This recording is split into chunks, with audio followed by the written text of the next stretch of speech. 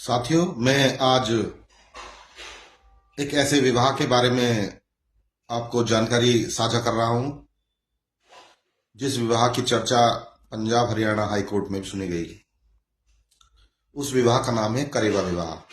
करेवा विवाह में क्या होता है कि जब किसी स्त्री का पति मर जाता है तो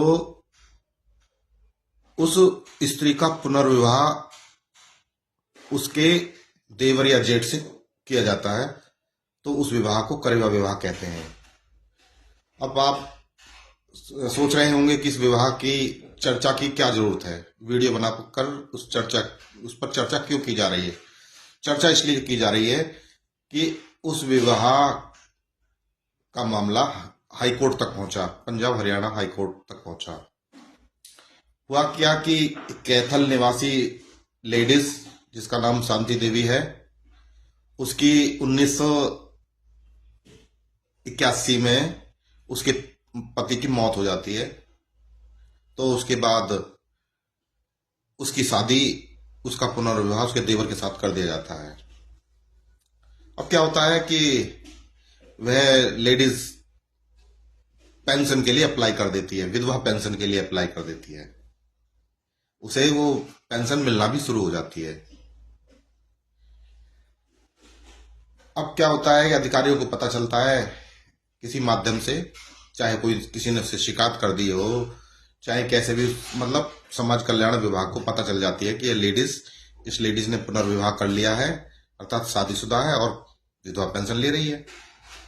अधिकारी लोग उस पर जांच बिठाते हैं और उस पर जो उन्होंने पेंशन दी है वो, और उस पर ब्याज लगाकर 1,06,500 रुपए का नोटिस जारी करती है। वो नोटिस जारी होता है 16 जनवरी 2019 को। तो कहते हैं कि भाई इस पैसे को जमा कराओ, आपने गलत रूप से ये पैसा हमसे लिया है, क्योंकि आप शादीशुदा हैं, आप कैसे ले सकती हैं विधवा पेंशन। अब वो शांति देवी क्या होता है कि वो वकीलों से मिलती है। वकील उसे सलाह देते हैं कि भाई हम आपको इस पैसे को नहीं जमा करने देंगे और आपकी याचिका हम जो है हाई कोर्ट में दाखिल करेंगे।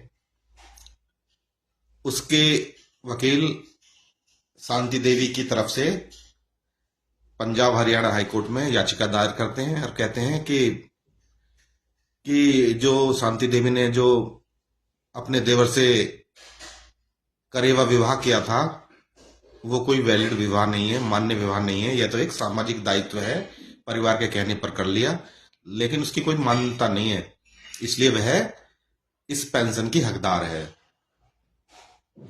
अब हाई कोर्ट में बहस होती है, सरकारी वकील भी होते हैं।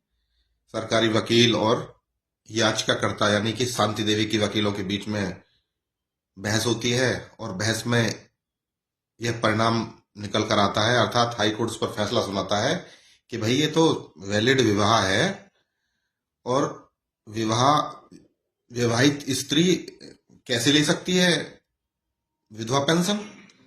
और वो आदेश देती है शांति देवी को कि आप ब्याज सहित जो आपने धनराशि या जो आपने पेंशन ली है उसे सरकारी खजाने में जमा कराएं और आपका विवाह पूरी तरह वैलिड है, मान्य है, और इसकी मान्यता आज से नहीं बहुत दिनों से चली आ रही है, सदियों से चली आ रही है।